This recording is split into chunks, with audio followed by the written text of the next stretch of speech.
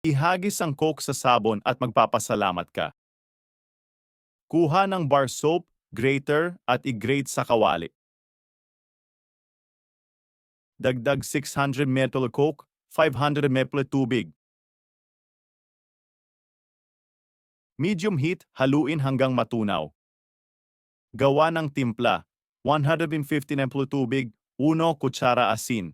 Ihalo ng maayos. Unti-unting idagdag sa kawali, haluin ng walang tigil.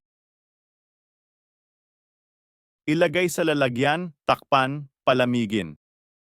Pwedeng i-ref pero hindi kailangan, mabilis naman tumigas.